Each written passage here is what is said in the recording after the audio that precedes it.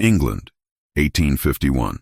A woman of 34 years has only two paths before her: marriage or the slow disappearance that society grants to those who have failed at it. The morning room of Whitmore House held the peculiar silence of a dwelling where affection had withered into obligation. Eleanor sat at the writing desk, her pale fingers moving across columns of figures that seemed to mock her with their relentless arithmetic. 10 years she had been doing this, reconciling accounts that would not reconcile, stretching resources that had grown impossibly thin, maintaining appearances for a family that scarcely noticed her efforts. The autumn light filtered through tall windows, casting long shadows that deepened the worn spots on the carpet beneath her feet. Her father, the Viscount, had lost fortunes in colonial ventures that existed primarily in his imagination. The actual money had disappeared into accounts managed by men who smiled too widely and promised returns that never materialized.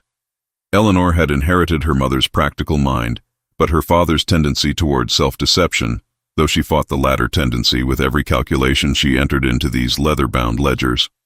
The door opened without warning, as it always did when the Viscountess entered a room. Eleanor's mother swept into the morning room with the authority of a woman who had never questioned her right to occupy space, her emerald visiting dress rustling with each calculated step. At 52, the Viscountess retained the sharp features that had once commanded admiration, though the years had sharpened them into something more austere than handsome. "Eleanor, your posture," the Viscountess observed without preamble. "Hunched over those tedious documents as though you were a clerk in some merchant's office. It is no wonder the gentlemen show you so little attention." Eleanor straightened her spine, a gesture she had performed so many times that it had become automatic as breathing. "Good morning, Mother. I was reviewing the household accounts." "Yes, well, there are more important matters to attend to." The Viscountess settled herself into the chair opposite Eleanor's desk, arranging her skirts with meticulous care. "Charlotte has received another invitation to Lady Ashford's autumn soirée, the third this season, and Rebecca's betrothal will be announced within the month, the Baronet of Henwick Park. Your father is most pleased." Eleanor had heard about Rebecca's engagement 3 days prior, whispered between servants in the corridors where gossip traveled faster than any official announcement. Her sister, at 26, had secured a baronet of moderate fortune and considerably advanced years. The arrangement was considered a triumph in their circle, though Eleanor understood that the baronet needed an infusion of capital more than he needed a bride. "I am pleased for Rebecca," Eleanor said carefully. "She appears content with the arrangement." The Viscountess waved a hand with dismissal. "Content is hardly the word. She is sensible, which is far superior to contentment. A woman in her position cannot afford the luxury of emotion." The Viscountess paused, her gaze traveling over Eleanor in a manner that felt distinctly like assessment. "Unlike yourself, Eleanor, you have reached an age where sensibility becomes increasingly difficult to maintain. Your situation requires more immediate attention." The words, though not unexpected, struck with their usual precision. Eleanor was 34. In the eyes of society, she had already transgressed the boundaries of acceptable spinsterhood. She had been presented at 17, had received callers in the years that followed, but something, her quietness perhaps, or her tendency to reveal thoughtfulness rather than empty charm, had prevented offers from materializing until now. "I am aware of my age, Mother," Eleanor replied, returning her attention to the ledger before her, though the numbers blurred together in her vision. "Clearly, awareness has done little to improve your circumstances," the Viscountess said. "However, Providence has decided to intervene. Mr. Edmund Harrington has expressed an interest in making your acquaintance.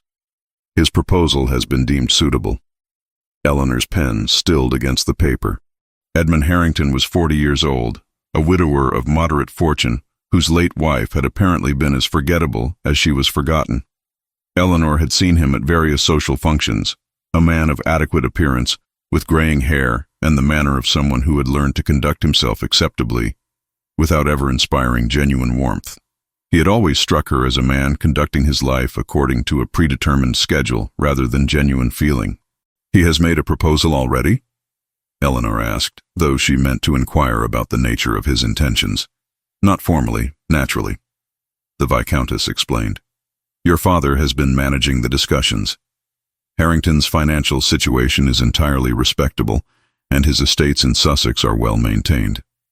He has indicated that he is seeking a wife of mature judgment, someone who understands the practical realities of matrimony, rather than entertaining foolish romantic notions. The Viscountess leaned forward slightly. He specifically requested you, Eleanor. He has observed you at several functions and believes you possess the qualities he requires. Eleanor felt something contract within her chest, not excitement, but rather a strange resignation. At 34, with no fortune of her own and a family drowning in debts that grew more urgent each season, this was precisely the sort of offer that women in her position received. This was, in fact, more than she had any right to expect. "When am I to meet with him formally?" Eleanor asked. "Tomorrow afternoon," the Viscountess replied. "He will call at 4 o'clock. You will wear the blue silk dress, the one that suits your coloring. And Eleanor, do try to appear pleasant. Your tendency toward somber reflection is not attractive in a potential bride." After her mother departed, Eleanor returned to her ledgers, though her concentration had fractured entirely. She found herself instead thinking about her childhood, when she had harbored vague notions of marrying for affection, for something more substantial than mutual agreement regarding household management and financial necessity. That girl seemed impossibly naive now, almost embarrassing in her optimism. Eleanor rose from her desk and walked to the window, gazing out at the small garden that had once belonged to her grandmother. It lay largely neglected now, the rose bushes overgrown, the paths obscured by creeping weeds. She wondered if this marriage would be similar. A space that had once held beauty gradually allowed to decay through inattention. Yet what alternative did she possess?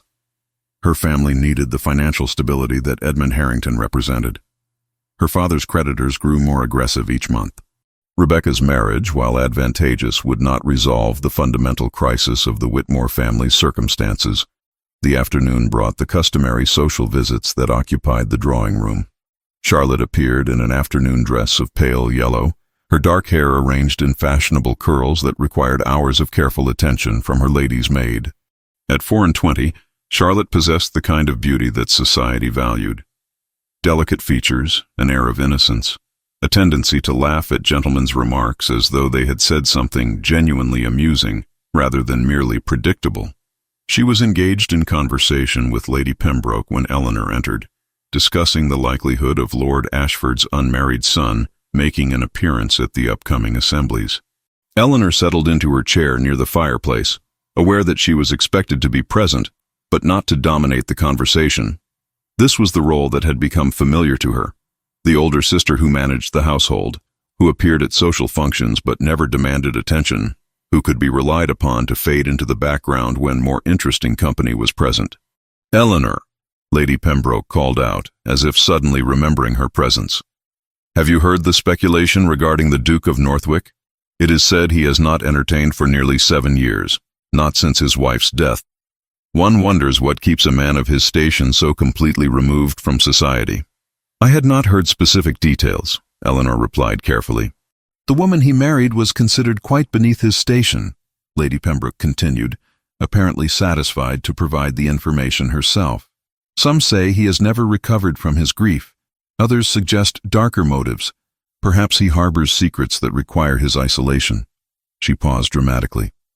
"He is 36 now and remains one of the most eligible bachelors in England, should he ever choose to marry again. Yet he shows no inclination toward society whatsoever." Charlotte leaned forward with interest. "Is he truly so terrible in appearance? Perhaps that explains his seclusion." "On the contrary," Lady Pembroke replied. "From all accounts, he is quite striking in his way. Dark hair, intense eyes, that remote manner that some women find compelling. But he has built walls around himself that few have managed to breach. It is said his own mother can barely persuade him to attend her events." Eleanor found herself contemplating the Duke of Northwick, a man she had glimpsed only once or twice at crowded assemblies, standing always at the periphery, speaking to no one unless necessity demanded it. She wondered what isolation felt like when one possessed his power and wealth. She imagined it must feel entirely different than the invisibility she inhabited, which was enforced by circumstance rather than chosen for oneself. As evening descended and the visitors departed, Eleanor climbed the stairs to her chamber. Tomorrow Edmund Harrington would call, and she would smile politely and listen to whatever he wished to discuss. In a few weeks' time, assuming all proceeded conventionally, she would become his wife. She would manage his household as competently as she managed this one, would bear his children if he desired them, would support his position in society, as was expected of a woman in her new status. This was the life that awaited her, not the life she might have chosen, but the life that was available to her now, and compared to the alternative, it seemed almost generous. The cathedral bells ceased their ringing at precisely 2 o'clock in the afternoon, and Eleanor felt the weight of that silence more acutely than she had ever felt anything. She stood before the altar in her white silk gown, an indulgence her father had insisted upon, claiming that his eldest daughter deserved at least one beautiful thing on her wedding day, and waited. The early autumn light filtered through the stained glass windows above, casting jeweled patterns across the stone floor. Hundreds of guests occupied the pews behind her, their presence a combined force of expectation and barely concealed speculation. Eleanor's gloved fingers trembled slightly as she held her bouquet of white roses and baby's breath. Her lady's maid had spent 3 hours arranging her hair, weaving it with pearl pins and securing the delicate lace veil that had belonged to Eleanor's grandmother. She looked precisely as a bride should look, composed, elegant, untouched by doubt. Yet beneath the carefully constructed exterior, her heart moved with an erratic tempo that suggested she might shatter at any moment. The Reverend consulted his pocket watch with visible discomfort. A murmur rippled through the assembled guests, not yet alarmed, but decidedly puzzled. Edmund Harrington should have appeared 20 minutes prior. The ceremony was scheduled to commence at 1:30. It was now nearly 2. Eleanor's mother sat in the front pew, her face a study in controlled distress. The Viscountess had spent the morning ensuring that every detail of the wedding breakfast was precisely arranged, that the flowers adorning the church reflected appropriately elegant taste, that Eleanor's appearance would create no embarrassment to the family name. Now she watched her daughter standing abandoned at the altar with an expression that suggested Eleanor had somehow orchestrated this humiliation personally. Another 15 minutes passed. A footman appeared at the rear of the cathedral, walking with evident urgency toward the Reverend. They conferred quietly, though the acoustics of the church meant that portions of their conversation drifted forward to those seated nearest the altar. Eleanor caught fragments. Message only just arrived. Most regrettable. Circumstances beyond control. The Reverend turned to Eleanor, his face betraying discomfort that no amount of ecclesiastical training could quite suppress.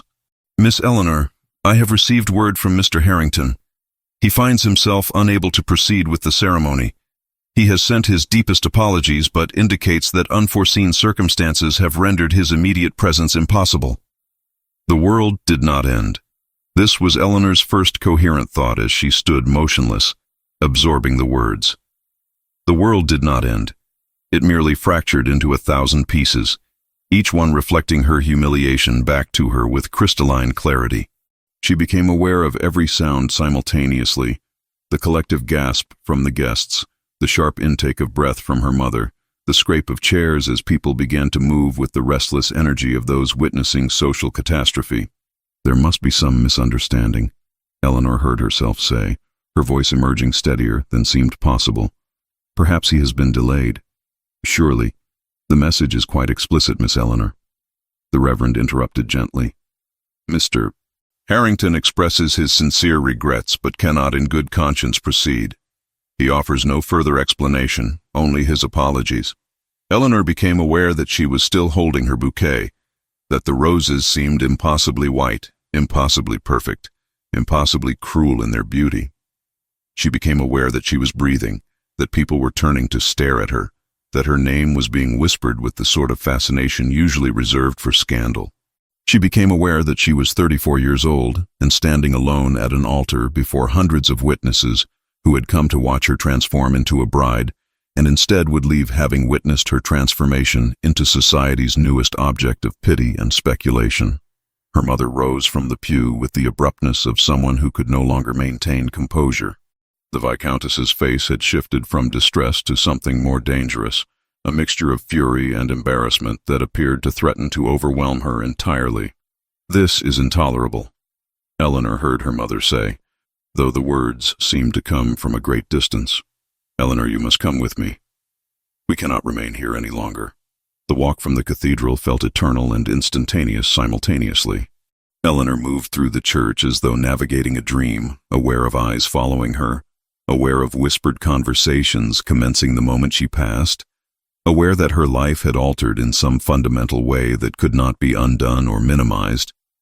She caught glimpses of familiar faces, acquaintances who had attended her presentation as a debutante, who had danced with her at assemblies, who had exchanged pleasantries at drawing-room visits. Now they looked at her as though she had become an entirely different person, someone worthy of pity or judgment or morbid fascination. The carriage ride to Whitmore House passed in near silence, broken only by her mother's rapid breathing and occasional expressions of incoherent outrage. The Viscountess did not ask Eleanor what she was feeling. The Viscountess did not inquire whether Eleanor had any knowledge of Harrington's intentions. The Viscountess merely expressed, at considerable length, how thoroughly Eleanor had managed to humiliate the family through her apparent failure to secure and maintain a suitor's commitment. "I cannot comprehend how you have managed to bungle this so entirely," the Viscountess said, her voice sharp as glass. "A man of Mr. Harrington's station does not simply abandon a wedding without cause, Eleanor. What did you do? What did you say to him that would provoke such an action?" "I did nothing, Mother," Eleanor replied, though her voice sounded strange to her own ears, as though it belonged to someone else entirely. "I have scarce been alone with him since our engagement was arranged." "Well, something must explain his behavior," the Viscountess insisted. "You must have done something. The man was entirely agreeable until the wedding itself. What possible circumstance could have intervened in the final hours?" Eleanor did not answer. She had no answer to give. She pressed her face against the carriage window and watched London pass by, each familiar street now rendered foreign by the weight of her disgrace.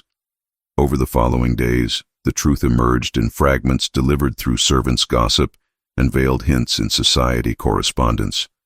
Mr. Edmund Harrington was in financial difficulty, far exceeding what the family had understood. He had debts to financiers of questionable reputation, men who operated outside the bounds of genteel society, men who did not respond kindly to unpaid obligations. Furthermore, there were suggestions, never quite stated directly, but conveyed through meaningful pauses and significant glances, that his sudden departure from London was related to these obligations. He had apparently fled to the continent, leaving no forwarding address, abandoning not merely his bride, but also several business associates who had been expecting payment. More disturbing still were the whispers regarding Eleanor herself. Some claimed that Harrington had discovered some previously unknown scandal attached to Eleanor or her family. Others suggested more sinister explanations.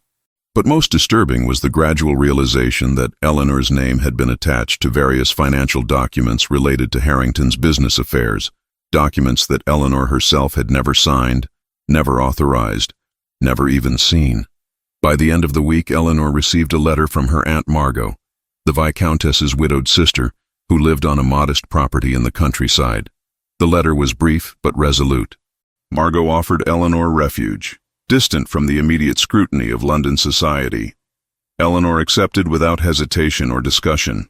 Within 10 days of her wedding day, she departed from Whitmore House in a traveling carriage, leaving behind only a note indicating that she would be staying with her aunt for an indeterminate period. She did not say goodbye to her mother. She did not say goodbye to her sisters, who were now occupied with damage control regarding their own social positions. She did not acknowledge the whispers that followed her departure, the speculation about what might have occurred behind closed doors, the theories regarding her complicity in Harrington's apparent fraud. She simply removed herself from London and from the relentless gaze of a society that had transformed her from an invisible spinster into the most visible symbol of humiliation. The property that belonged to Margot stood situated some 30 miles from London, nestled into the rolling hills of Surrey, where autumn arrived earlier than it did in the city. The house itself was modest by comparison to the grand estates Eleanor had known, yet it possessed a quality that Whitmore House had long since lost. A sense of being lived in by someone who actually inhabited the space rather than merely occupied it. The gardens showed evidence of deliberate cultivation. The library was organized according to a system that Eleanor gradually came to understand, and the servants moved through their duties with the competence of people who had been trained to think rather than merely to obey. Margot was 59 years old, a widow for the past 22 years, having lost her husband to illness when she was scarcely older than Eleanor was now. She had elected not to remarry, a choice that Eleanor's mother regarded as evidence of either eccentricity or deficiency. Margot, however, seemed to view her unmarried state as an extraordinary gift, a freedom that married women relinquished the moment they spoke their vows. She worked the estate herself, collaborated with her steward on agricultural matters, maintained an extensive correspondence with various learned individuals regarding subjects that Eleanor's mother would have deemed entirely inappropriate for female contemplation. During the first weeks of Eleanor's residence, Margot did not speak directly about the circumstances that had driven Eleanor from London. Instead, she assigned her tasks. Eleanor was asked to inventory the library, an undertaking that required her to engage with texts she had never been permitted to examine during her years at Whitmore House. Philosophy, political economy, advanced mathematics, subjects deemed unsuitable for female minds were suddenly placed within her reach. Eleanor found herself absorbed in material that seemed to illuminate aspects of the world she had previously accepted as simple fact. "Your mother would consider this dangerous," Margot observed one afternoon, finding Eleanor surrounded by open volumes in the library. The notion that a woman might comprehend economic principles without her capacity for domestic management being compromised. "My mother considers many things dangerous that appear to be merely interesting," Eleanor replied, not looking up from her reading. "Indeed," Margot said. "Your mother has always been afraid of anything that might suggest a woman possesses resources beyond her beauty or her marriageability. It makes her anxious, I think, the thought that a woman might not require masculine validation to know her own worth." Beyond the library, Eleanor found herself gradually assuming greater responsibility for the property's management. Margot taught her to examine estate accounts, to understand the calculations that determined whether a property was prospering or declining, to review contracts with the tenants who worked the surrounding fields. One drizzling morning, ledger books spread across the oak table. Eleanor traced the rents of 3 tenant farms and discovered a pattern of missed payments that matched a blight reported in the steward's notes. Instead of ordering penalties as her mother might have done, she drafted a remission schedule and proposed a cooperative seed purchase for spring barley. It was the first decision she made that changed another person's life for the better, and the first time the steward looked at her not as the Viscount's daughter, but as a mind worth consulting. This knowledge came as a revelation. The skills Eleanor had been practicing secretly for 10 years, the accounting, the resource allocation, the careful management of constrained circumstances, were not, after all, merely the province of male stewards and businessmen. They were legitimate intellectual pursuits. Letters arrived with irregular frequency from Whitmore House. Her father wrote 3 times during the first 2 months, each letter becoming progressively more urgent. The creditors were growing impatient.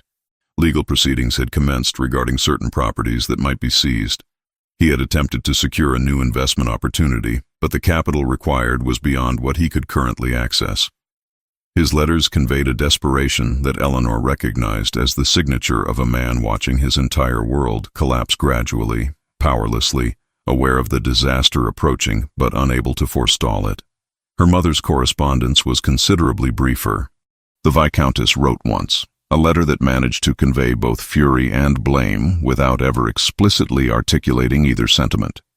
She mentioned Rebecca's betrothal to the Baronet of Henwick with a tone suggesting that Eleanor's disgrace had somehow made this match more difficult to arrange, as though Eleanor's failure had contaminated the Whitmore name so thoroughly that each subsequent daughter required additional compensation to attract a suitor. She mentioned Charlotte's courtship with a considerably more pleased tone, noting that a certain earl had been most attentive to the girl. Rebecca's own letter arrived in October, filled with the excited concerns of a young woman focused entirely on matters of immediate household consequence. The baronet's estate required considerable renovation. Rebecca was occupied with decisions regarding furnishings and staffing. She made no reference to Eleanor's situation beyond a single sentence. "Mother says you are residing with Aunt Margot, and that it is best you remain there for the present." By the 5th month of Eleanor's residence with Margot, a transformation had commenced that Eleanor recognized but could not entirely articulate. Her hands had grown stronger from work. Her skin, no longer subjected to the demanding social calendar of London, had developed a clarity that suggested the previous pallor had been a symptom of something other than mere pale complexion. Her posture, which had curved inward through years of attempting to occupy less space, had gradually straightened as she had learned that her presence did not require justification or apology. One afternoon in March, as they sat in the library taking tea, Margot addressed Eleanor directly. "You have stopped hiding," she observed. "I have watched you during these months, and you have gradually ceased performing invisibility." "I was not aware that I was performing anything," Eleanor replied. "You were," Margot said. "For years you positioned yourself as though you had no right to physical space. You made yourself smaller so that others might feel larger. You anticipated criticism before anyone articulated it, as though preemptive shame might somehow prevent actual judgment." Margot set down her teacup. "London society exists because it requires women like you. Women who have internalized the notion that their worth depends entirely upon their capacity to be valuable to someone else. Your value is not contingent upon marriage, Eleanor. This is what you have learned here, and this is precisely why you must now return." "Return to London?" Eleanor felt a flutter of anxiety, or perhaps alarm. "You cannot possibly mean—" "I mean precisely that," Margot interrupted.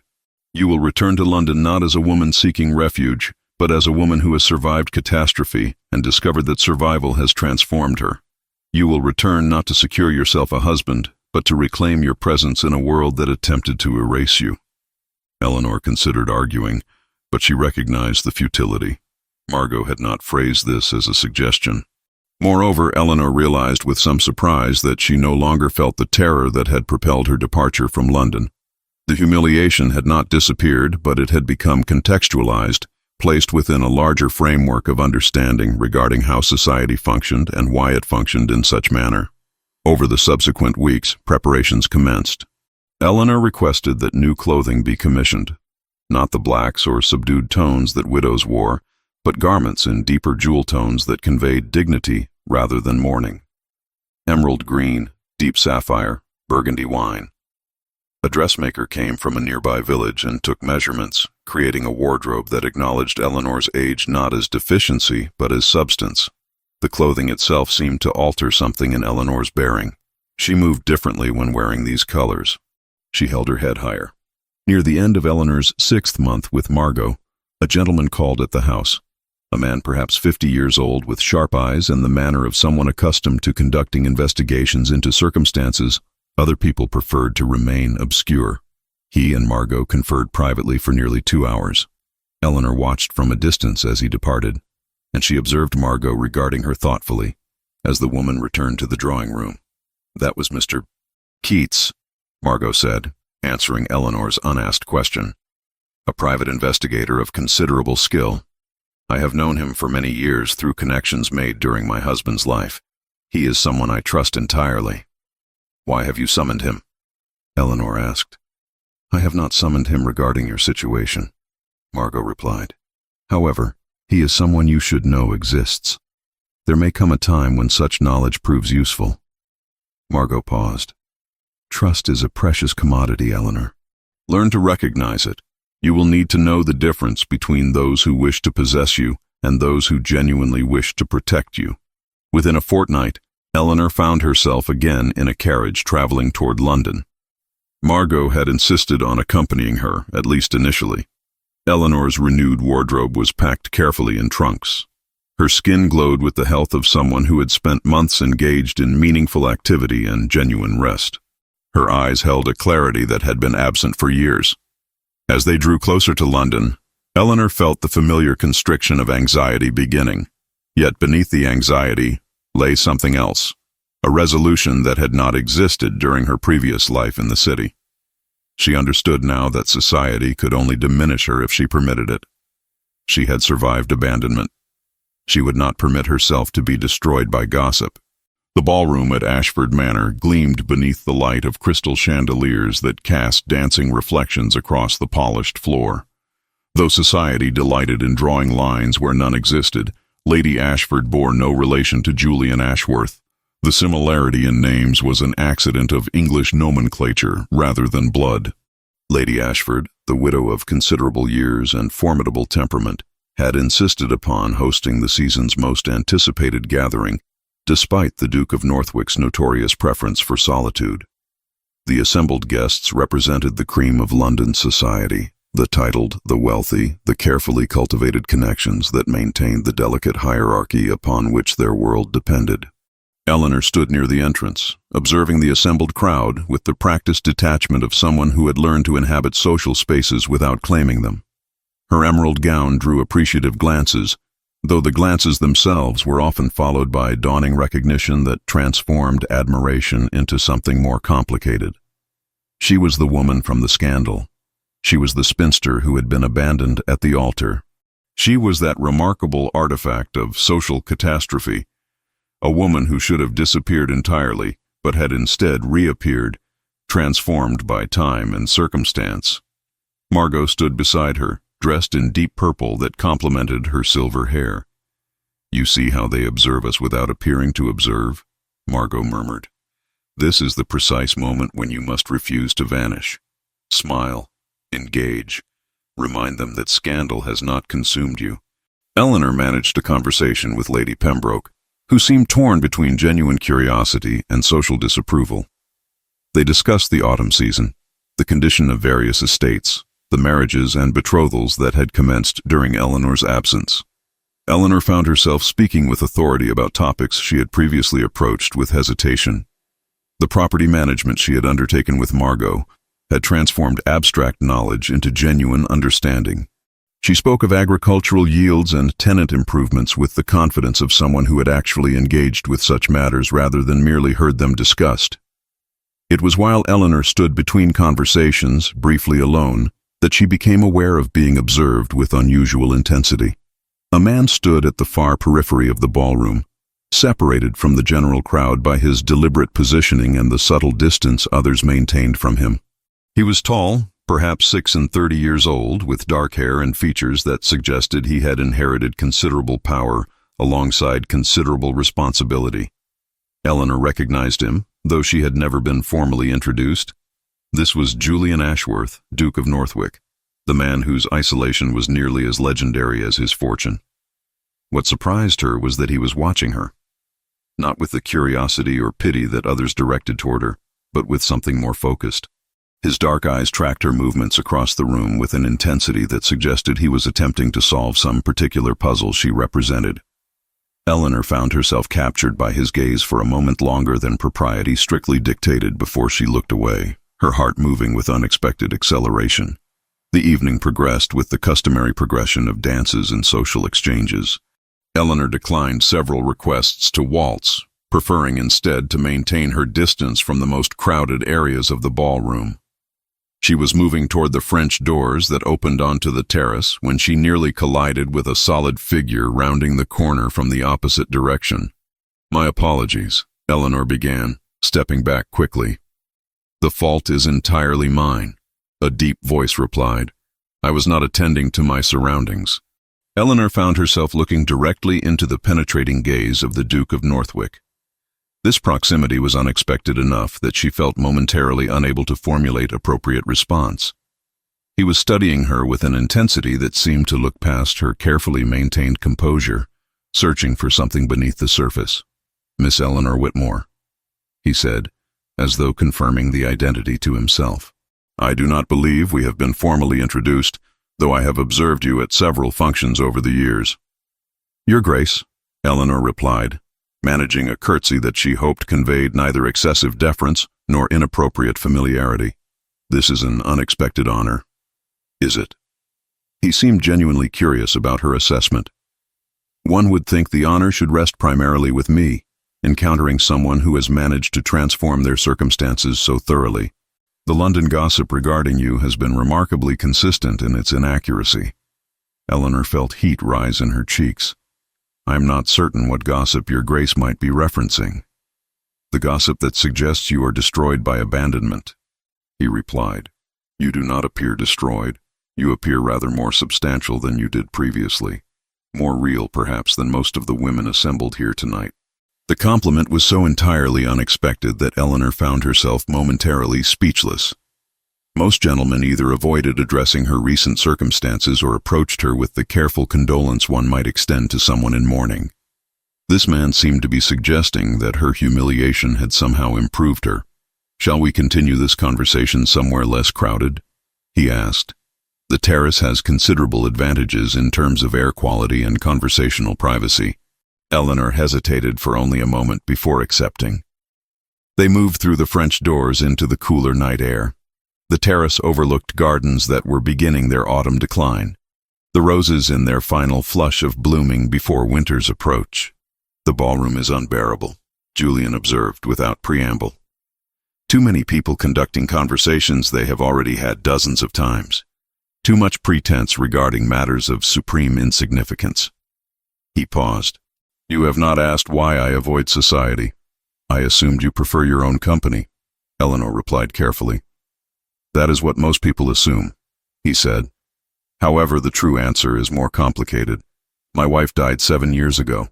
Catherine was a woman who found great pleasure in social gatherings, in the variety of human interaction, in the performance of sociability itself. I accompanied her to these events, though I found them tedious. When she passed, slowly, which allowed time for goodbye, I withdrew from society entirely. I told myself it was mourning, but I think perhaps it was something else entirely. It was relief." He turned to face Eleanor fully. "Does that seem callous? To feel relief that I was no longer required to participate in something I had never enjoyed?" "No," Eleanor said honestly. "I think perhaps it is human. My own family required my constant participation in their social obligations, and I experienced my withdrawal from society as though I was finally permitted to breathe. Yet you have returned," he observed. "I was encouraged to return," Eleanor corrected, "by someone who suggested that disappearing entirely would constitute defeat." Julian moved to the stone balustrade that edged the terrace, gazing out toward the darkened gardens. "My mother insists that I am wasting my life through deliberate seclusion. She arranged this gathering specifically to irritate me into attendance. She believes that I require a wife, that remarriage would somehow reconnect me to society in meaningful ways." "Do you require a wife?" Eleanor asked, and then immediately wished she had not asked something so direct. "I require many things," he replied. "A wife is probably among them, though not for the reasons my mother imagines. I require someone who is genuine, someone who has learned that authenticity is more valuable than the illusion society prefers. Someone, perhaps, who has discovered that humiliation can be transformative rather than merely destructive." Eleanor felt something shift in her chest, a recognition that this man was suggesting something she had not previously considered possible. That survival of catastrophe might be more valuable than its prevention. That resilience might be more attractive than unblemished good fortune. "You mentioned observing me at previous functions," Eleanor said, attempting to redirect the conversation toward safer territory. "I confess I have paid little attention to the Duke of Northwick, primarily because you were rarely present." "My absence was deliberate," Julian said. "However, I was present at several functions, standing always at the periphery, watching others navigate the theater of society. I noticed you primarily because you seemed to be engaged in the same observation, watching others rather than participating. It was a shared isolation that made you noticeable. The evening air carried the scent of roses and earth." Eleanor found herself remarkably aware of Julian's proximity, of the particular quality of his attention, of the implications of a duke of his standing engaging so intently with a woman of her circumstances. "I should return to the ballroom," Eleanor said eventually. "My aunt will be wondering where I have gone." "Of course," Julian replied, though his expression suggested he had anticipated this retreat. "Miss Eleanor, I find myself hoping that our paths might cross again. The season has become slightly less intolerable now that I know you are present in it." Eleanor returned to the ballroom with her composure fully restored externally, though internally she was far from composed. She had been approached by the most eligible bachelor in England with a directness that suggested genuine interest. The notion was almost absurd in its improbability. 3 days later, Eleanor received a visit from a gentleman who requested a private audience with Margot. Mr. Nathaniel Keats introduced himself as a private investigator of considerable discretion. His consultation with Margot lasted nearly 2 hours. When he departed, Margot offered Eleanor a single sentence of explanation. "There are certain inquiries being made regarding Mr. Harrington. The Duke has engaged someone to investigate the circumstances surrounding his departure." Eleanor understood immediately the implications. Julian had not merely engaged in pleasant conversation. He had been conducting preliminary assessment, determining whether Eleanor was trustworthy enough to warrant his attention. And his subsequent action, hiring an investigator to examine Edmund's circumstances, suggested that Julian possessed both the capacity and the motivation to uncover truths that Eleanor herself had never pursued. The following weeks unfolded with a consistency that Eleanor found simultaneously exhilarating and troubling. Julian appeared with deliberate regularity at the social functions where he had previously maintained his distance. He requested dances, though his dancing was conducted with mechanical precision rather than genuine pleasure. He arranged promenades in the park, conversations in drawing rooms, attendance at musical performances. His attention to Eleanor was impossible to ignore, and society took notice with the ravenous intensity that accompanied any deviation from established patterns. The Viscountess, Eleanor's mother, underwent an abrupt transformation in her correspondence with her eldest daughter. Letters that had previously contained barely concealed disapproval now overflowed with calculated encouragement. Eleanor was urged to accept the Duke's invitations, to cultivate his interest, to ensure that she presented herself advantageously. The Viscountess made no pretense of concern for Eleanor's happiness. Her interest was purely strategic. The prospect of having a daughter married to the Duke of Northwick represented an extraordinary social elevation for the Whitmore family. Eleanor found herself navigating treacherous emotional waters. The attention Julian provided was intoxicating in its unexpectedness. No gentleman of his station had ever pursued her with such singularity of purpose, yet she was acutely aware that his interest might evaporate the moment he discovered certain financial realities regarding her family. She rehearsed, in moments of solitude, how she might explain the situation. She never found adequate words. In late November, a letter arrived from her father's solicitor informing Eleanor that the Viscount's financial situation had deteriorated beyond recovery. Creditors had commenced legal proceedings. The family property, already encumbered by numerous mortgages, faced potential seizure within months. The letter was delivered with a physician's report, indicating that Eleanor's father had suffered a severe cardiac episode, though he had recovered sufficiently to remain conscious and aware of his circumstances. Eleanor read the correspondence with a growing sense of dread. Her father's situation had progressed from difficult to dire. She immediately prepared to depart for Whitmore House, though she dreaded what she might discover upon arrival. The household she had managed so carefully for a decade was apparently collapsing, despite, or perhaps because of, her careful management. When Julian called the following afternoon, as he did with increasing frequency, Eleanor found herself unable to maintain the pleasant composure she had cultivated. She appeared distracted, her responses to his observations perfunctory, her attention clearly engaged elsewhere. "You are unwell," Julian observed, studying her face with the intensity that had become familiar. "Or, perhaps more accurately, you are troubled by something that has nothing to do with my company." "I have received some correspondence that requires my attention," Eleanor replied carefully. "Family matters of some complexity." Julian did not press for details, which somehow made his perceptiveness more acute rather than less. "I had intended to invite you and your aunt to view Northwick," he said. "However, if this is an inopportune moment—" "No," Eleanor said immediately, though she was uncertain why she refused the offered escape. "A visit would be welcome. I believe my aunt would find considerable interest in your estate." 2 days later, Eleanor and Margot traveled to Northwick in Julian's carriage. The estate was vast, encompassing thousands of acres of parkland, forest, and farmland. The house itself was formidable, a structure that spoke of centuries of accumulated wealth and influence. Yet as Eleanor observed the neglected gardens, the closed sections of the house, the general sense of a property inhabited by someone who barely acknowledged its existence, she felt a peculiar ache. Julian conducted them through the principal rooms with the manner of someone showing strangers rather than someone genuinely inhabiting the space. The library impressed Eleanor immediately. Thousands of volumes arranged with methodical care, subjects ranging from philosophy to agricultural science to history. She found herself drawn to the collection with an intensity that momentarily displaced her anxiety regarding her family circumstances. "You have read extensively," Eleanor observed, running her fingers along the spines of volumes.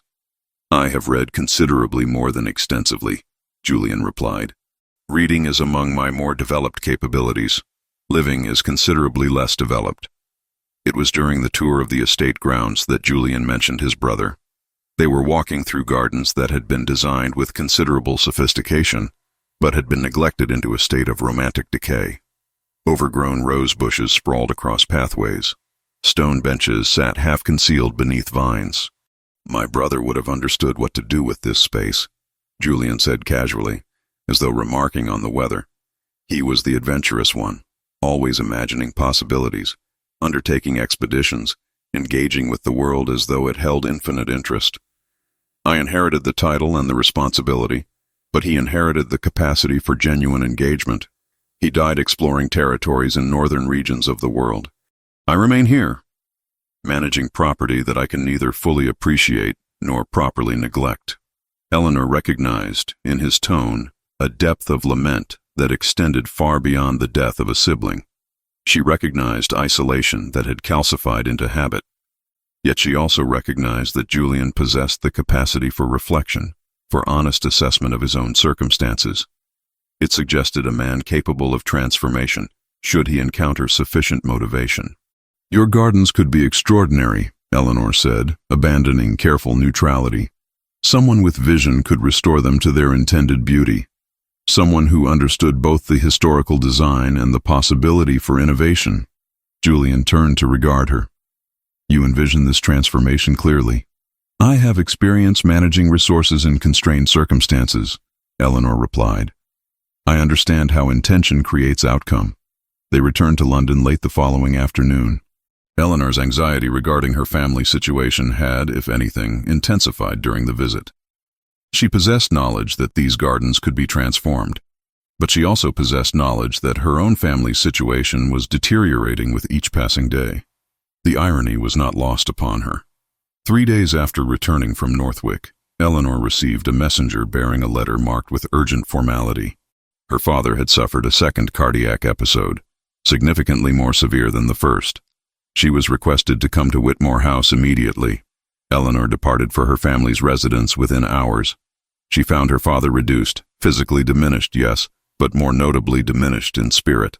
The man who had spent decades avoiding confrontation with his financial circumstances was now confronted with them in their most concrete, irreversible form.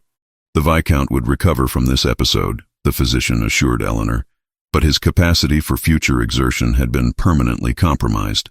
Her father died 2 weeks later. Instead, he lingered in a state of diminished consciousness, aware intermittently of his surroundings but largely absent from them. Eleanor's mother maintained a facade of concerned propriety. Her sisters appeared for the funeral services but departed as quickly as social obligation permitted, each absorbed in their own marital concerns. Eleanor remained at Whitmore House for nearly a month, managing the household during what had become the final period of her father's life. She worked with the solicitor to understand the full scope of the financial disaster. The properties were indeed seized. The personal assets were liquidated. The Whitmore name, once respectable, if undistinguished, became synonymous with financial mismanagement and irresponsibility. When Eleanor finally returned to London, it was as a woman whose family circumstances had irrevocably altered. Her father was dead. Her mother was managing the aftermath with the calculating detachment of someone who had already begun positioning herself for reduced circumstances. Her sisters were occupied with their own households and their own concerns. Eleanor was no longer simply the spinster who had been abandoned at the altar. She was now the eldest daughter of a man who had died leaving substantial debts. Her marriageability, which had briefly seemed to improve through Julian's attentions, was now precarious in entirely different ways. When Julian called upon her return to London, Eleanor found herself unable to maintain the performance of casual affection. She was aware that her circumstances had fundamentally altered, and she was uncertain whether his interest could survive this transformation. She attempted to maintain distance, though Julian seemed determined to bridge any gap she created. The question of whether she should inform him of her family's financial situation weighed upon her with considerable urgency. She was uncertain which revelation would prove more damaging: dishonesty regarding her circumstances or honesty regarding the instability of her position. The drawing room at Margot's residence held the particular quality of intimacy that comes from afternoon light and carefully chosen furnishings. Eleanor sat rigidly upon the settee, aware that the news she was about to receive would alter something fundamental in her understanding of recent events. Julian entered with Mr. Nathaniel Keats, the investigator whom Margot had introduced weeks prior. The man carried a leather portfolio filled with documents, his expression suggesting that the contents were neither encouraging nor simple. "Miss Eleanor," Julian began, settling himself into the chair opposite her, "I have engaged Mr. Keats to investigate certain irregularities surrounding Mr. Harrington's financial circumstances.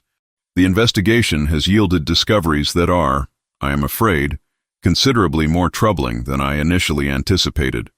Mr. Keats opened the portfolio and withdrew several documents. "Miss Eleanor, your name appears on multiple financial transactions executed by Mr. Harrington during the period preceding your wedding. You did not authorize these transactions, I presume?" Eleanor felt the room contract around her. "I have never signed any documents related to Mr. Harrington's business affairs. I was not permitted to do so, nor would I have done so. Yet your name appears on contracts, on letters of credit, on agreements regarding property transfers." Mr. Keats continued methodically. "Furthermore, the name of your father, Viscount Whitmore, appears on corresponding documents.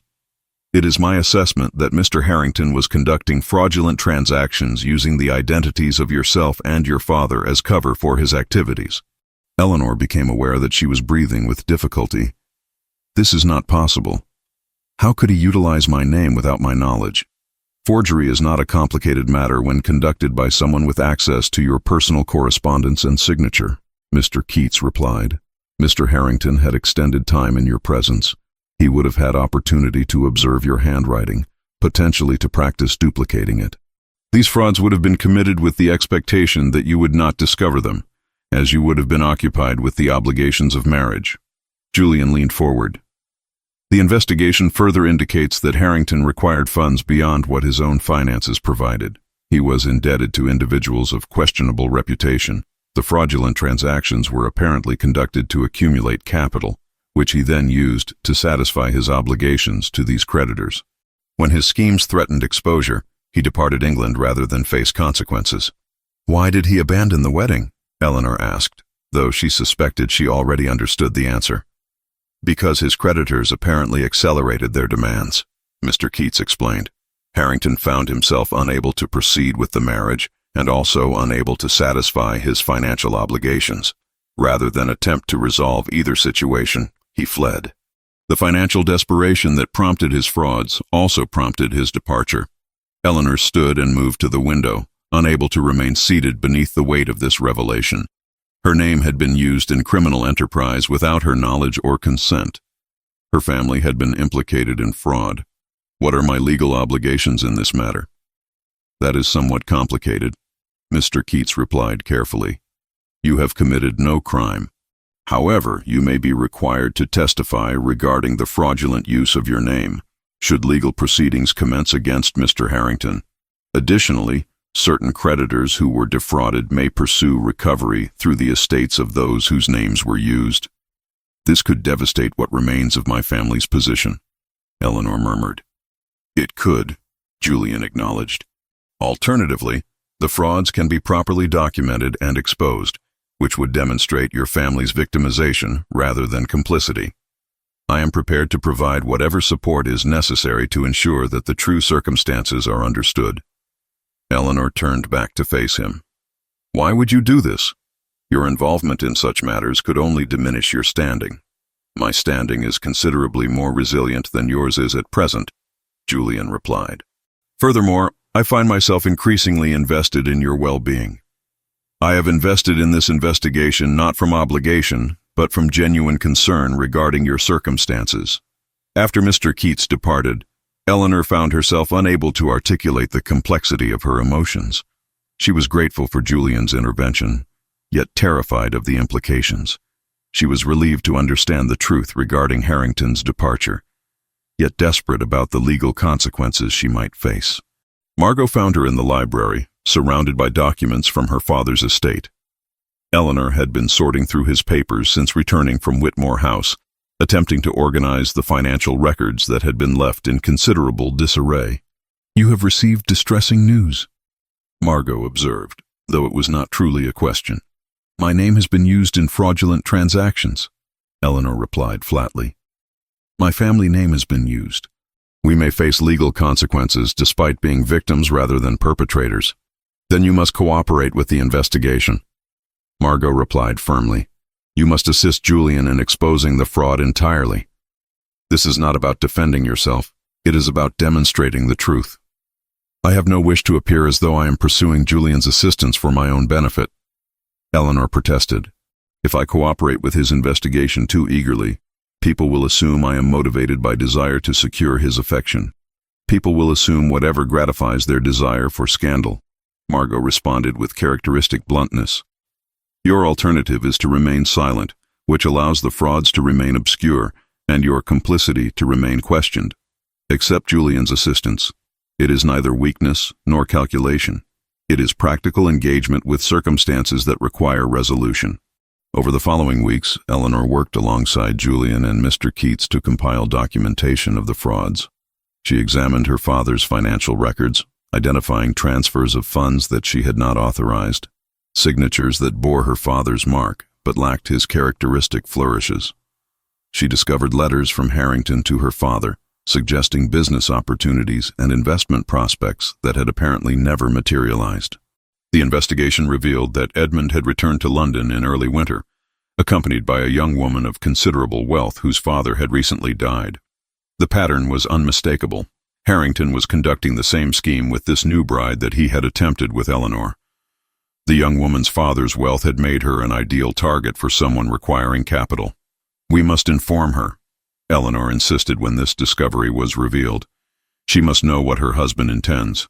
Julian and Eleanor traveled to the residence where the young fiancée was staying with her aunt. The aunt was acquainted with Charlotte, Eleanor's sister, a connection that provided access where direct intervention might otherwise have been impossible. The conversation was delicate. Revealing a fiancé's deception before marriage was one matter. Exposing it publicly would still carry scandal. The young woman, whose name was Isabel, received the information with the sort of shock that gradually transforms into fury. When confronted with the documentary evidence of Harrington's scheme, she made the decision to cease her association with him entirely.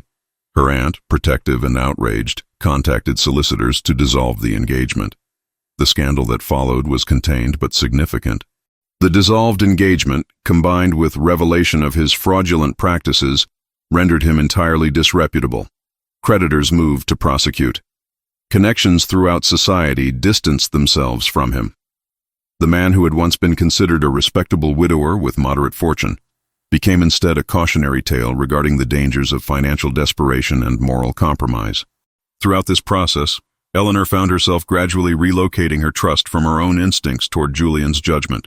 He proved consistently reliable, genuinely concerned with understanding her circumstances rather than merely assisting her toward predetermined outcomes. He treated her discoveries regarding the fraud with respect rather than patronization. He supported her decision to testify, should legal proceedings require it, without suggesting that she should hide her involvement. The exposure of the frauds altered Eleanor's position in society fundamentally. She was no longer a woman destroyed by abandonment. She was a woman who had survived deception and emerged with dignity and tact. Those who had pitied her now regarded her with a form of respect that Eleanor had never previously encountered. The confrontation took place at an estate outside London, a location chosen precisely because its neutrality would prevent either party from claiming advantage through territory.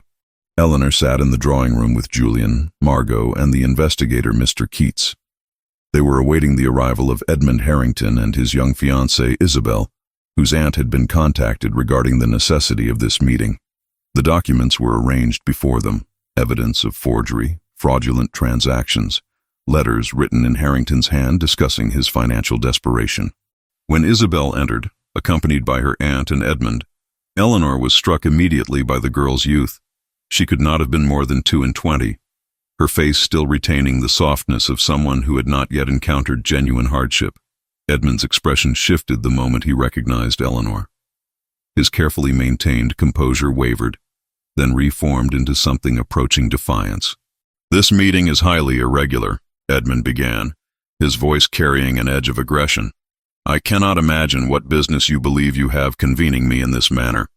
Mr. Keats responded with methodical precision, presenting the documents one by one.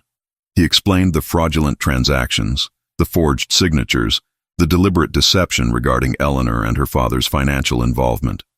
He detailed how Edmund had utilized their identities to conduct criminal enterprise. As each document was presented, Isabel's expression transformed gradually from confusion to comprehension to fury. "These are fabrications," Edmund declared, though his voice had lost its certainty. "Misinterpretations of legitimate business arrangements." "They are forgeries," Mr. Keats corrected. "Deliberate criminal fraud. Furthermore, our investigation indicates that similar frauds have been perpetrated using the identities of Miss Isabel's late father and herself. The pattern is unmistakable." Isabel stood abruptly. "You forged documents in my father's name? In my name?" Her voice had risen to a pitch that suggested she was only barely containing her fury. "After his death, when I was vulnerable and grieving, you planned to use me in criminal schemes?" "Isabel, I can explain," Edmund began, attempting to approach her. "Do not touch me," she snapped, stepping away from him. She turned to her aunt. "I wish to return to London immediately. I wish to contact solicitors regarding separation." The departure of Isabel and her aunt seemed to collapse whatever remaining facade Edmund had constructed. He stood motionless for a moment, then his expression shifted. What emerged was not contrition, but rather a desperate anger. "You have destroyed me," he said, his gaze fixed upon Eleanor. "You, with your quiet nobility and your careful performance of victimhood, you have orchestrated this entire situation to make yourself appear blameless." "I orchestrated nothing," Eleanor replied calmly. "You orchestrated fraud. I merely assisted in exposing it." The legal proceedings that followed were conducted with remarkable discretion, primarily because the Harrington family possessed sufficient influence to ensure that scandal remained contained rather than fully public. Edmund was charged with fraud and forgery. Eleanor was called to testify, a circumstance that drew considerable attention despite the efforts at discretion. She appeared in court dressed conservatively in deep blue silk, her composure absolute. She answered questions regarding the documents bearing her name, her lack of authorization for any transactions, her discovery of the frauds only through the investigators' work. The courtroom had fallen silent during her testimony. When she departed the witness stand, society had witnessed something they had not expected. A woman who had endured humiliation, financial devastation, and criminal betrayal without allowing these circumstances to compromise her dignity. The narrative surrounding Eleanor transformed overnight from victim to survivor, from object of pity to object of respect. Edmund was sentenced to 18 months imprisonment. His assets were seized to satisfy creditors. His name became synonymous with fraud and dishonor. Scandal did emerge, despite efforts to contain it, but the scandal attached itself entirely to him, leaving Eleanor unblemished by association. It was in the library at Northwick, the evening after the verdict was announced, that Julian and Eleanor found themselves alone together. Eleanor had been examining the volumes on agricultural improvement, attempting to distract herself from the emotional turbulence of the preceding weeks. Julian entered quietly and stood beside her, studying the same books. "You were extraordinary in the courtroom," he said finally. "I suspect you were extraordinary partially because you had nothing left to lose. Humiliation has already visited you. You survived it. That knowledge liberates people. I discovered that appearing dignified while being destroyed was considerably easier than I had anticipated," Eleanor replied. "Survival requires only that one continue breathing and moving forward. Dignity is merely the appearance one presents while doing so." Julian moved to the window that overlooked the gardens. Catherine died slowly. For months we knew her death was approaching. I had opportunity to say everything I needed to say. Yet I spent those months avoiding the discussion of remarriage because I felt that entertaining such thoughts would constitute betrayal of her. It was not until after her death that I understood how thoroughly I had wasted those final months through my own cowardice. Eleanor turned from the books to face him. She would not have wished you to remain isolated in grief forever. No, Julian agreed. She would have found my seclusion tedious and my resistance to remarriage incomprehensible. Catherine was a woman who believed in living fully. She would have been appalled to discover that I was conducting my life as though it had ended with hers. He turned from the window to face Eleanor fully. I am aware that your circumstances have been complicated.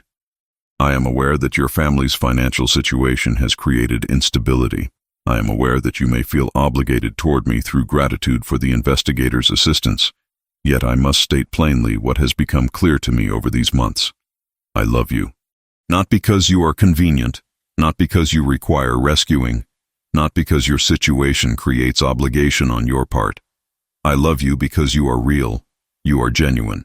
You have survived catastrophe and emerged transformed rather than destroyed. Eleanor felt something shift within her chest, a recognition perhaps that love could be offered not as rescue but as genuine choice between equals. I have feared, she said slowly, that my feelings toward you were products of gratitude, that I was mistaking rescue for affection. And now, Julian asked, now I recognize that I love you because you have seen me entirely, my humiliation, my fear, my desperation, and you have chosen to remain present. That is not rescue, that is partnership. Julian approached her and took her hand. Eleanor, I am offering you my life, my position, my resources, and my genuine affection. I am asking whether you will consent to marry me, not as solution to your circumstances, but as choice based on what we have discovered together regarding ourselves and each other. Eleanor considered the weight of this proposal. It represented everything she had once desperately sought and had long since ceased believing was possible. Yet it was offered not as salvation, but as collaboration between two people who had learned through suffering what genuine connection entailed. Yes, she said. Yes, I will marry you. The wedding was conducted with deliberate discretion in the chapel at Northwick, attended only by immediate family and a select group of intimate connections. Eleanor wore ivory silk rather than white, a subtle acknowledgement that this marriage, though genuine, followed circumstances far removed from the conventional path. Margot stood as her primary witness, while Julian's mother attended with the satisfied expression of a woman whose decades of insistence had finally borne fruit. The ceremony itself was brief, conducted by a clergyman who understood the preference for simplicity over spectacle. Society observed this union with fascination rather than scandal. The narrative had shifted entirely from Eleanor's humiliation to Eleanor's triumph. A woman who had survived abandonment, been implicated in fraud through no fault of her own, and had nevertheless maintained dignity throughout ordeal was marrying the most eligible bachelor in England. The story became one of redemption rather than ruin. Former acquaintances who had avoided Eleanor during her disgrace now competed for opportunities to express their pleasure at her transformation. The Viscountess attended the wedding dressed in dark plum silk, her expression suggesting she was simultaneously delighted by the advantageous match and resentful that Eleanor had secured such fortune through means the Viscountess had not orchestrated. Eleanor had extended the invitation not from obligation but from a determined effort to establish new boundaries. She had made clear to her mother that attendance was welcomed, but that future relationship would depend entirely upon the Viscountess demonstrating respect for Eleanor's autonomy and choices. When the Viscountess attempted to discuss financial arrangements regarding Eleanor's sisters, Eleanor interrupted her with calm firmness. Mother, my sisters are adequately provided for through their marriages. Julian has kindly arranged to clear the remaining debts from Father's estate, not from obligation to you, but from his own generosity toward those I love. However, I will not permit myself to become the source of perpetual financial rescue for family members who previously considered me expendable. The Viscountess had flushed, but she had also acquiesced. Eleanor's newfound authority, grounded in genuine independence rather than mere assertion, proved difficult to challenge. Julian had quietly transferred substantial funds to satisfy the creditors who had been pursuing Eleanor's family. He had accomplished this, not with fanfare, but with the discreet efficiency of a man accustomed to managing large financial matters. Eleanor had discovered this only through the solicitor's confirmation that the debts had been completely resolved. When she had questioned Julian, he had responded with characteristic simplicity. "Your family's distress was causing you distress. Therefore, resolving their circumstances resolved a matter of genuine concern to me." Rebecca and Charlotte appeared uncomfortable at the wedding reception, their social positions having been elevated considerably through Eleanor's marriage to the Duke. They were no longer simply the sisters of the spinster who had been abandoned. They were now the sisters of the Duchess of Northwick. The shift in how society treated them was immediately apparent, yet neither seemed entirely certain whether to feel grateful or resentful toward Eleanor for this elevation. Margot remained at Northwick in a suite of rooms that had been specifically prepared for her. She had declined Eleanor's suggestion that she maintain her own residence, insisting instead on a more integrated arrangement. "I have lived too long in isolation," Margot had stated simply. "I wish to be present in your lives, and I wish for you to be present in mine." Eleanor found herself relieved by this arrangement. Margot's presence provided continuity to her own transformation, a reminder of the months during which Eleanor had learned to value herself. The gardens at Northwick underwent gradual transformation over the following months. Eleanor engaged a landscape architect to develop plans based on the historical design, but incorporating improvements suggested by her own observations. The overgrown roses were carefully pruned and rejuvenated. Pathways were cleared. New plantings were added with attention to color progression through the seasons. Julian observed this process with evident pleasure, watching as Eleanor moved through the gardens with clear vision and decisive purpose. The library became their sanctuary, the space where Eleanor and Julian established patterns of shared contemplation. They read separately, yet together, occasionally sharing passages that had captured their attention. Eleanor discovered that Julian's isolation had been born not from indifference but from profound sensitivity to human connection. He had withdrawn because engagement with others had seemed to compromise his integrity. Involvement with Eleanor had taught him that genuine relationship could actually enhance rather than diminish one's authenticity.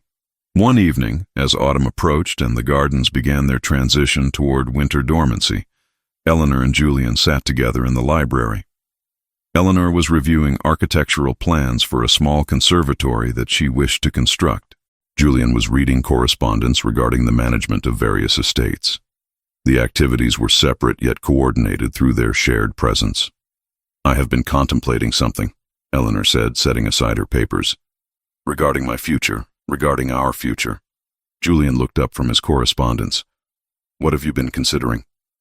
"I was wondering whether you might permit me to develop a more formal role in the estate's management," Eleanor replied. "Not merely the restoration of gardens, but actual involvement in the administration of properties, in decisions regarding tenant welfare and agricultural improvements. I possess knowledge that I believe could be genuinely useful." "I believe you possess considerably more than knowledge," Julian replied. "I believe you possess the sort of practical wisdom that most estate managers lack. If you wish to assume such responsibilities, you would be welcomed not merely by me, but by the stewards and by the tenants themselves, who have observed your engagement with the land and trust your judgment." Eleanor felt something settle within her, a recognition that she had finally secured a position where her capabilities were not merely tolerated, but genuinely valued. She had survived abandonment, humiliation, financial devastation, and criminal fraud. Yet, perhaps more remarkably, she had discovered that survival itself was not the ultimate measure of transformation.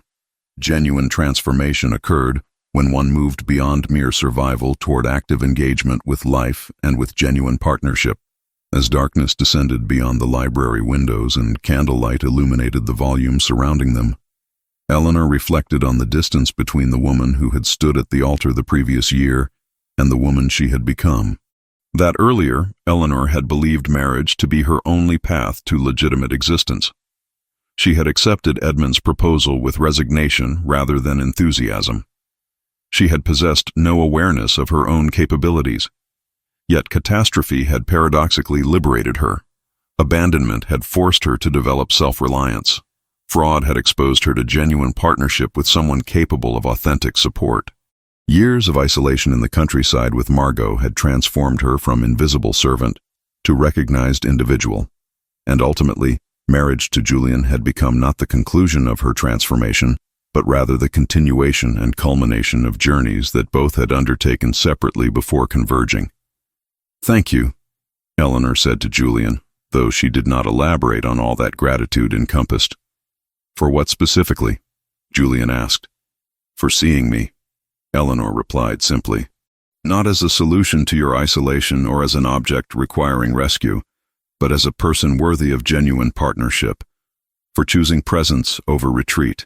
Julian set aside his correspondence and approached her, taking her hand. "I have learned that true partnership requires courage. Courage to be authentic. Courage to accept another person's authenticity. Courage to build something genuine rather than merely maintaining comfortable illusions."